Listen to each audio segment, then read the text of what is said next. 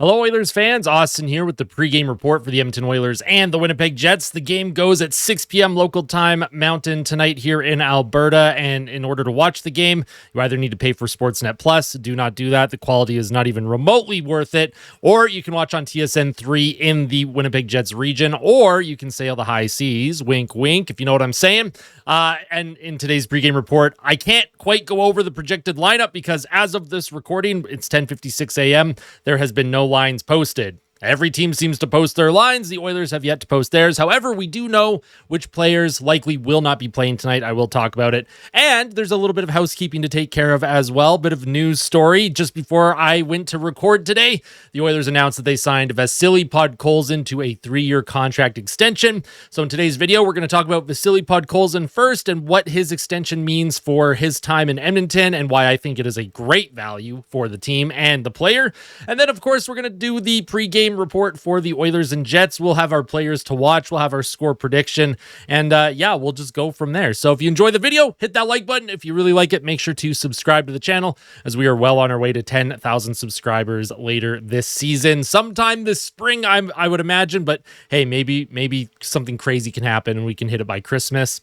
Also, friendly reminder, I will be doing a live stream tonight. So if you want to tune into the Oilers and Jets with me doing a little bit of commentary and hanging out with the best fans on the planet live here on YouTube, you can catch me here live at 6 p.m. Mountain. All right, that's enough yapping. Let's talk about Vasily Podkolzin's contract extension. It was announced earlier this morning, 3-year deal at $2.95 million per season. Now, it's $1 million in signing bonuses each year of the deal and then $1.95 million in salary for the player, and I think that is a terrific value for Vasily Podkolzin. He really carved himself a spot next to Leon Draisaitl last season.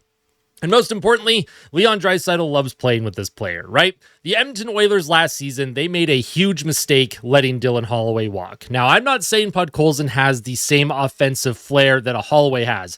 I'm not saying that Podkolzin is going to explode offensively like Dylan Holloway did in St. Louis this season, but what I'm trying to allude to here is that the Oilers are banking on a young 20-something player producing a little bit more offense and preventing them from, maybe signing offer sheets, maybe other teams trying to come after them the way they did with Dylan Holloway and, of course, Philip Broberg. But the true comp here is between Holloway and Podkolzin. For the Oilers, this is a good bet on a player that has earned his spot on the team. Leon Draisaitl loves playing with him. And all the underlying metrics show, just like the year before with Dylan Holloway, all the underlying metrics with Holloway, what am I doing, man? No, I'm not editing this out. You'll have to deal with my nonsense of vocab today.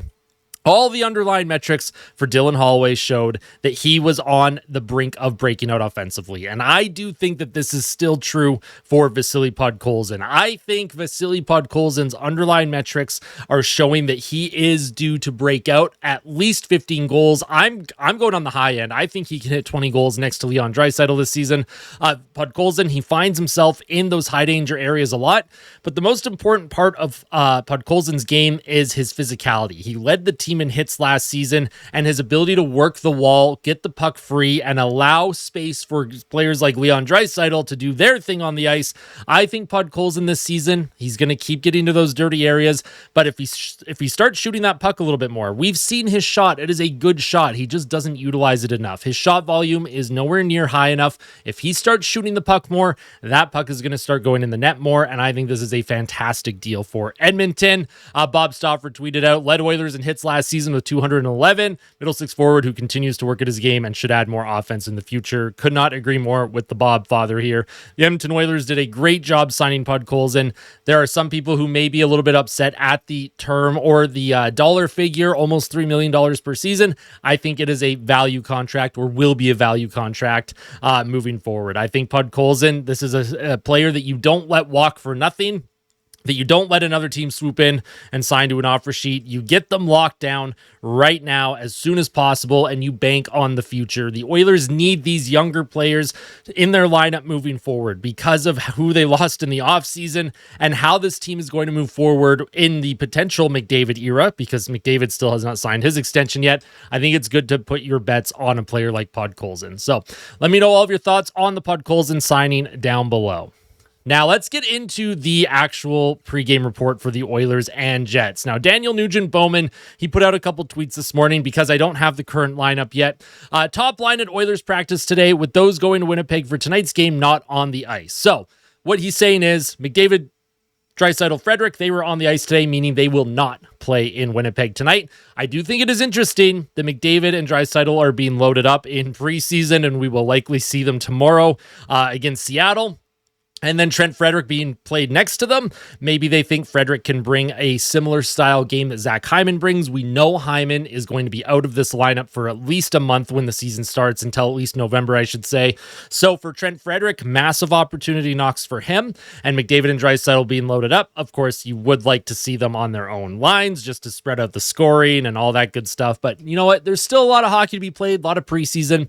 What we do know, though, is that the players that will be going to Winnipeg tonight: Ryan Nugent-Hopkins, Adam Henrique, Matthew Savoy, Ike Howard, Kasperi Kapanen, Ty Emberson, Troy Stetcher, Calvin Pickard. These players likely will be in the lineup tonight. So even though I don't have an official lineup card for everyone, these are going to be players to watch. These are players that will be in the lineup. We'll get our first look at Nugent-Hopkins. We'll see if Matthew Savoy can have a better game than he did the other night against the Calgary Flames. Ike Howard, he had a nice assist on Kasperi Kapanen's goal in the game in Calgary at the Saddle Dome.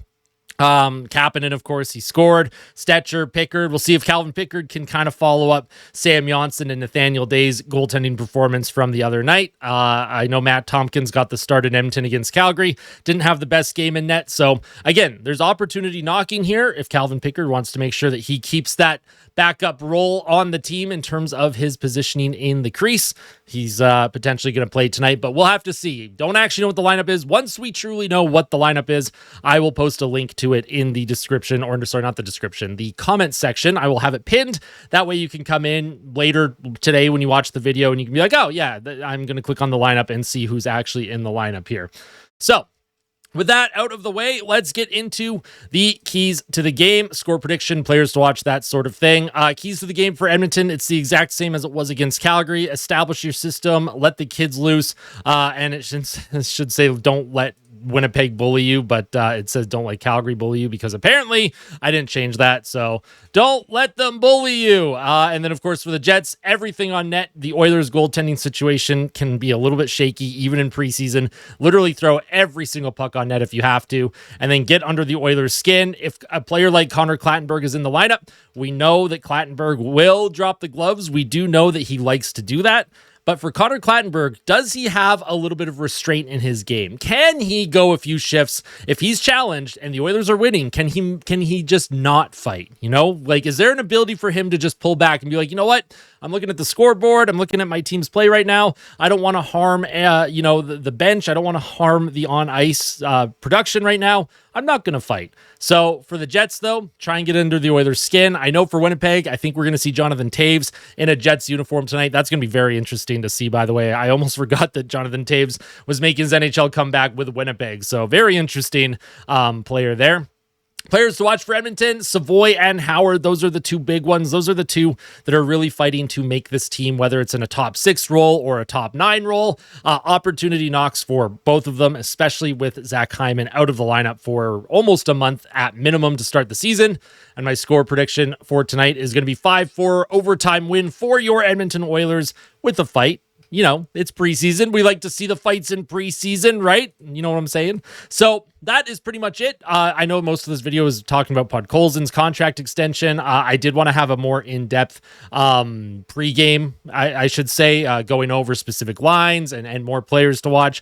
Unfortunately, it is 11:05 a.m. local time. The Oilers still have yet to put out their lineup card for the night. So once that is posted, I will put a pinned comment in the comment section, and then you can all check it out. In any case, I will be live tonight for the game. I cannot wait. It's going to be so much fun. I can't wait to hang out with all of you, the best fans on the planet. We are well on our way to 7,300 subscribers. Let's see if that updates. Yeah, 7,270. Let's try and jack that thing up to 7,300 tonight. I know we have it in us to keep pumping those numbers up. that is it from me. I hope you enjoyed today's pregame. I hope you enjoyed today's discussion about Vasily Podkolzin. I'd love to know all of your thoughts. I love reading your comments, so let me know your thoughts on the Podkolzin extension. Let me know your thoughts on the Oilers preseason so far. Let me know your thoughts on the two players that the Oilers released yesterday, which was Tommy Lafreniere and Lewandowski. They were both sent back to their junior teams respectfully. So Lafreniere is someone that I am very excited to watch on Kamloops this season. Living in Western Canada, I should have pretty good access to his hockey games. I liked what I saw from him. We'll talk about that later tonight, though, right? Any questions that you have during the live stream, you can just throw them my way. Tell someone that you love them before the game tonight. And as always, fight like a kid, fight like Ben. Let's go Oilers. We'll see you tonight, Oil Country. Take care.